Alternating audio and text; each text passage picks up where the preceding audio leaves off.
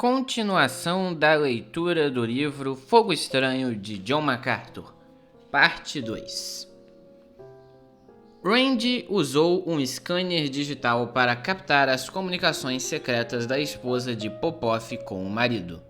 Em seguida, ele expôs a fraude no Hoje à Noite Show com Johnny Carson. No período de um ano, Popoff decretou falência. Mas, apesar de qualquer exigência bíblica para os ministros estarem acima de qualquer repreensão, no mundo carismático as falhas morais e éticas não significam, necessariamente, a desqualificação para o ministério. Nestes círculos, a condenação de um escândalo como esse tem uma vida útil surpreendentemente curta. Peter Popoff nem sequer deixou o ministério. Ele resistiu à crise financeira.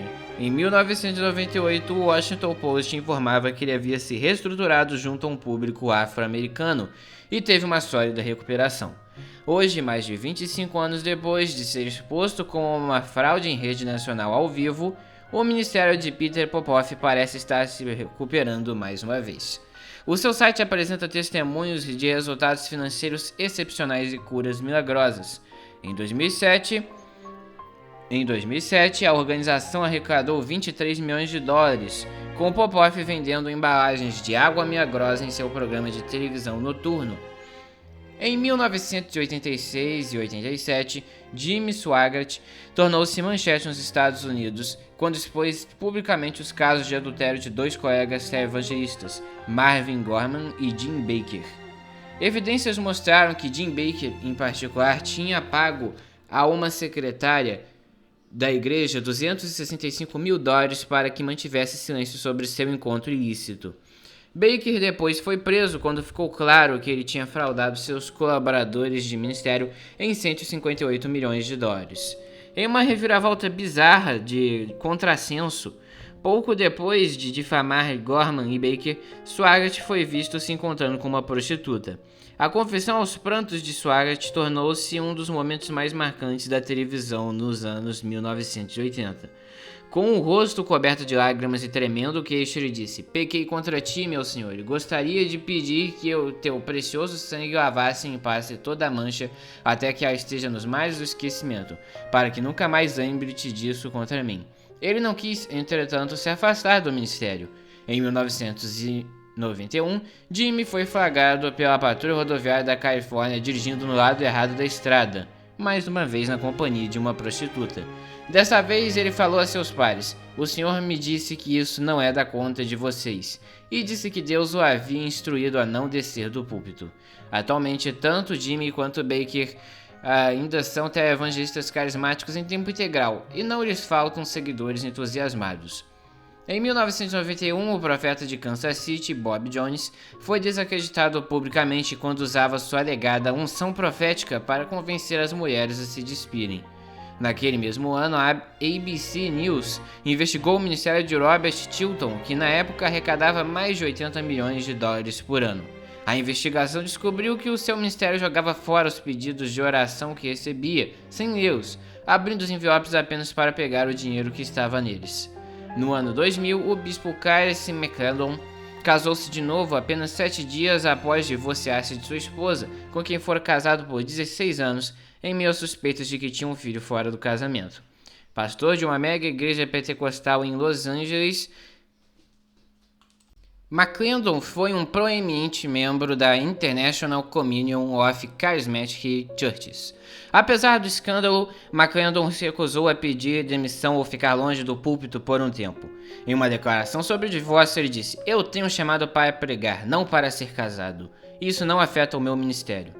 No início de 2002, o pastor pentecostal Robert Liardon, de uma igreja na Califórnia, chocou seus seguidores ao admitir ter um relacionamento homossexual com o ministro da juventude de sua congregação, John Carretti. Surpreendentemente, Liardon estava de volta ao ministério em tempo integral apenas um curto período após o incidente. Em 2004, Enoch Lone Ford, um ex-funcionário da Trinity Broadcasting Network, ameaçou publicar um manuscrito detalhando seu suposto caso homossexual com Paul Crouch, que ocorreu na década de 1990. O Los Angeles Times informou que Kraut já havia pago $425 mil a Ford para impedir-o de ir a público com a história. Em 2005, o famoso profeta carismático Paul Cain admitiu ter lutado em duas áreas particulares, homossexualismo e alcoolismo, por um longo período de tempo. Nesse mesmo ano, um processo foi aberto contra Earl Paulk, fundador dos Ministérios Públicos Carismáticos Internacionais. Uma mulher casada da igreja dele o acusou de induzi-lo a ter um caso com ele durante 14 anos. De acordo com ela, Paulk disse que indivíduos espiritualmente elevados podem ter relações sexuais extraconjugais sem cometer adultério. Ele chamou esses casos ilícitos de relacionamentos do reino. Em 2006, Ted Haggard renunciou depois que ficou evidente que ele vinha pagando a um acompanhante homossexual por drogas e favores sexuais durante o período de 3 anos. Quando entrevistado pela revista GQ em fevereiro de 2011, Haggard explicou: "Eu acho que provavelmente se tivesse 21 anos nessa sociedade, iria me identificar como bissexual." Em 2010, ele fundou uma nova igreja no Colorado. Em 2008, o bispo pentecostal Thomas Wesley Wicks III admitiu ter agredido fisicamente sua esposa, a profetisa carismática Juanita Byun, que disse que o marido a estrangulou, a jogou no chão e depois pisou sobre ela no estacionamento de um hotel. Ele se declarou culpado e foi condenado a 3 anos em liberdade condicional. A própria Byun confessou mais tarde que lutava contra desejos homossexuais e se envolveu em relações ilícitas com várias mulheres ao longo dos anos. Também em 2008, o curandeiro Todd Bentley confessou ter um relacionamento ilícito com uma de suas funcionárias. Logo após divorciar-se de sua esposa, Bentley se casou com essa funcionária com quem esteve indevidamente envolvido. Naquele mesmo ano, surgiram notícias de que o evangelista pentecostal australiano Michael Guglielmucci mentiu ao alegar estar lutando contra um câncer, em parte para encobrir os sintomas do estresse relacionado ao vício permanente em pornografia. Na tentativa de convencer o mundo de que tinha câncer, ele raspou a cabeça, usou um tanque de oxigênio e criou falsos e-mails de médicos. Ele também escreveu uma canção intitulada Curador, que falava de como o Senhor estava ajudando a lidar com sua doença. Em 2009, o senador republicano Chuck Grassley abriu uma investigação oficial sobre as finanças do ministério de Kenneth Copeland, Creflo Dollar, Benny Hinn, Ed Long, Joyce Meyer e Paula White. A investigação começou por causa do estilo de vida luxuoso desses televangelistas de destaque, mas a suspeita de improbidade financeira não é a única fonte de escândalo nestes ministérios. Em 2010, vários processos foram abertos contra Ed Long, acusando-o de tentar ter relações homossexuais com adolescentes em sua congregação em troca de dinheiro e outros benefícios. E em 2011, Creflo Dollar foi preso sob a acusação de asfixiar sua filha de 15 anos. Fotografias publicadas na edição de 2010 da National Enquirer mostraram os televangelistas divorciados Benny Hinn e Paula White de mãos dadas ao saírem de um hotel em Roma. O artigo, divulgado em 23 de julho, afirmou que os dois passaram 3 noites em um hotel 5 estrelas, que Hinn tinha reservado com um nome falso. Rumores de que os dois estavam tendo um caso circularam rapidamente, apesar de os dois negarem as acusações. Eles insistiram em vez disso que tinham ido a Roma para fazer doações financeiras ao Vaticano, como se isso pudesse de alguma forma fazer o escândalo parecer menos obsceno. 2 anos depois, em 2012, Hinn anunciou que ele e sua esposa Suzanne se casariam novamente, com o patriarca pentecostal Jack Hayford realizando a cerimônia. Suzanne tinha pedido divórcio em fevereiro de 2010, citando diferenças irreconciliáveis. Benny mais tarde afirmou que a separação estava relacionada ao vício de sua esposa por medicamentos controlados. Os exemplos citados acima representam apenas um número reduzido dos muitos escândalos nacionais e internacionais que continuamente assolam o movimento carismático. Mas eles fornecem provas suficientes do que a revista Time chama de um magnetismo de longa data existente entre pregadores pentecostais célebres e o escândalo. Comentando incidentes semelhantes, Lee Grady, editor da revista Carisma, é forçado a admitir: "Não tenho nenhum desejo pessoal de vingança contra essas pessoas, mas não tenho problema algum em dizer que eles são os correspondentes modernos de Nadab e Abiú. Eles são criminosos espirituais, estão brincando com fogo estranho. Eles não têm direito de continuar no ministério e responderão a Deus pelos danos que causaram." Grady tem razão ao se amar, mas ele não consegue ver esses escândalos como além de um problema periférico. Na verdade, eles são sintomas de erros sistêmicos. Escândalos esses que permeiam a história carismática. Rastreie-os até sua fonte e você descobrirá que eles estão enraizados na má doutrina. Simplificando, as falhas morais e espirituais, como temos narrado neste capítulo, são consequências inevitáveis de uma pneumatologia apodrecida, os falsos ensinamentos sobre o Espírito Santo. É impossível ignorar o fio consistente que atravessa essa longa lista de escândalos. Não importa quão grave a transgressão ou quão profunda a indignação pública inicial, pastores desqualificados dentro do movimento carismático são geralmente restituídos o mais rapidamente possível aos seus púlpitos tronos, às vezes em questão de semanas. Isso acontece em grande parte devido à maneira pela qual as congregações carismáticas são ensinadas a ver os seus líderes, como almas transcendentes que têm conexões elevadas com o próprio Deus e que não estão, portanto, sujeitas a qualquer outra pessoa e nem têm que prestar contas a elas em nível local. Como o professor de teologia Chad Rand explica, porque essa pessoa é vista como tendo poder ou unção carismática, o seu fracasso é muitas vezes facilmente perdoado e esquecido. Depois de observar em 1975 o divórcio de John Hagee, em 1979 o divórcio de Richard Roberts e o divórcio de Paula e Randy White em 2007, Randy acrescenta: embora esses divórcios tenham tido implicações para seus ministérios, em todos os casos o ministério também prosperou depois. Na maioria das outras tradições evangélicas, o impacto dos divórcios era sentido mais intensamente pelos ministros em questão. A ironia é inevitável. O movimento que afirma estar mais em sintonia com o Espírito Santo é simultaneamente o menos preocupado com a santidade pessoal e a pureza no nível em que a Escritura define como mais alto padrão. Porque as pessoas não atingem um patamar superior aos seus líderes, a congregação está cheia dos mesmos tipos de pecados. Uma verdadeira obra do Espírito produz santidade na vida das pessoas. Quando a liderança de um movimento é continuamente manchada por escândalos e corrupção, isso coloca em questão as forças espirituais por trás dele. O Espírito Santo está ativamente envolvido em santificar seu povo. Desejos carnais desenfreados, por outro lado, são características dos falsos mestres. Terceiro teste. Será que conduz as pessoas às Escrituras? Uma terceira marca distintiva de uma verdadeira obra do Espírito Santo é que ela direciona as pessoas para a palavra de Deus. Como Jonathan Edwards explicou, esse Espírito que opera de tal forma a ponto de levar os homens a respeitar mais as Escrituras sagradas e melhor defini-las em sua verdade e divindade é certamente o Espírito de Deus.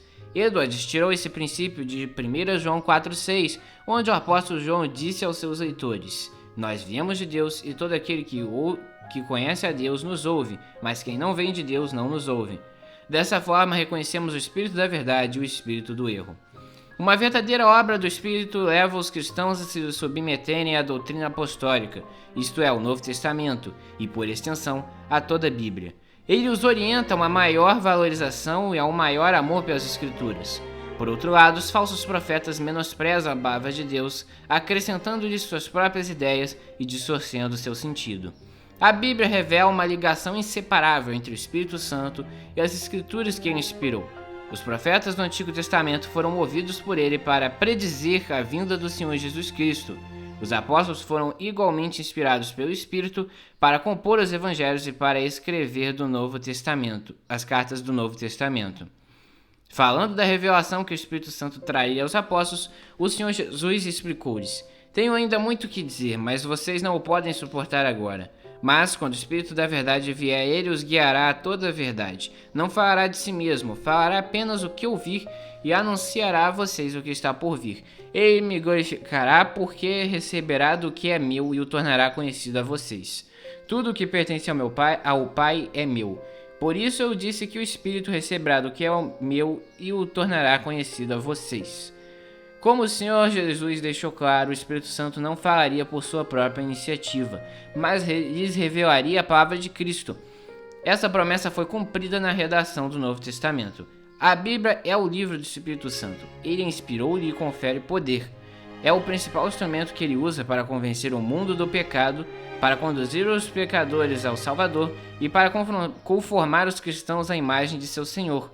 Assim, as Escrituras são descritas como a espada do Espírito. Para os cristãos, Essa espada é um meio de defesa autorizado pelo Espírito contra a tentação. Para os incrédulos, é um instrumento de precisão usado pelo Espírito Santo para penetrar os seus corações. Uma comparação entre Efésios 5,18 e Colossenses 3,16 demonstra que o comando para deixar-se encher pelo Espírito é paralelo ao comando de deixar que habite ricamente em vós a palavra de Cristo, uma vez que ambos produzem os mesmos resultados.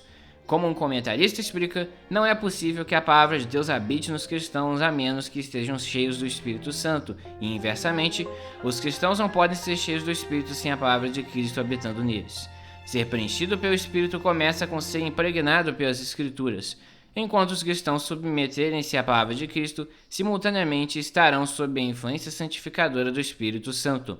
É o Espírito que ilumina seus corações para que, enquanto crescem em seu conhecimento do Senhor Jesus, o seu amor pelo Salvador consequentemente se aprofunde. O Espírito Santo nunca iria dissuadir as pessoas a deixarem de ler, estudar e praticar as Escrituras sagradas. No entanto, o movimento carismático moderno cria uma barreira entre a Bíblia e seu autor divino, endossando experiências antibíblicas e defendendo revelações extra-bíblicas. Tendo inventado uma versão própria do Espírito, os carismáticos esperam que ele fale e haja de uma maneira ultramoderna que não está relacionada às Escrituras. Como resultado, a revelação bíblica é flagrantemente aviltada, depreciada e diminuída. A implicação chocante em muitos ciclos carismáticos é que um estudo sério da palavra de Deus limita ou frustra a obra do Espírito, mas nada poderia estar mais longe da verdade. Consultar o texto não significa ignorar o Espírito Santo. Isto o honra. Examinar as Escrituras de modo a discernir o seu significado preciso é ouvir diretamente do Espírito Santo, pois ele é o único que inspirou cada palavra. Ao invés de incutir uma maior valorização às Escrituras inspiradas pelo Espírito, que Deus exalta tanto quanto seu próprio nome, o movimento carismático leva as pessoas a procurar a revelação divina em locais fora dos limites da Bíblia. As ramificações dessa falsa premissa são desastrosas, destruindo a doutrina da suficiência das Escrituras e efetivamente ignorando o encerramento do cânon. O autoproclamado apóstolo e arquiteto da terceira onda, Peter Wagner, oferece apenas um exemplo dos que impetuosamente questionam a originalidade singular da revelação bíblica, insistindo que a revelação divina ainda está sendo concedida hoje. Wagner escreve: alguns contestam a noção de que Deus se comunica diretamente conosco, supondo que tudo o que Deus quis revelar, ele revelou na Bíblia. Isso não pode ser verdade, no entanto, porque não há nada na Bíblia que diga que ela tem 66 livros. Na verdade, Deus levou algumas centenas de anos para revelar à igreja quais textos deveriam ser incluídos na Bíblia e quais não deveriam. Essa é a revelação extra-bíblica. Mesmo assim, os católicos e os protestantes ainda discordam sobre o número. Além disso, acredito que a oração é uma via dupla. Falamos com Deus e esperamos que Ele fale conosco. Podemos ouvir a voz de Deus. Ele também revela coisas novas aos profetas, como testemunhado por nós. Esse modo de pensar expõe o quanto o pensamento carismático pode ser perigoso. Quando algo tão fundamental como o cânon fechado das Escrituras é abertamente questionado e até mesmo implicitamente negado. Não surpreende que o próprio Wagner tenha passado sua carreira como fornecedor generalizado de heresias múltiplas, transformando-se em algo cada vez pior à medida que se distanciava cada vez mais da âncora da revelação bíblica. Bom, mais uma vez então estamos batendo o nosso tempo aqui de gravação. Eu vou continuar, se Deus permitir, na próxima oportunidade a ler o capítulo 4 desse livro do John MacArthur, Fogo Estranho. Espero que os irmãos estejam gostando da série até aqui e que Deus os abençoe. Até a próxima.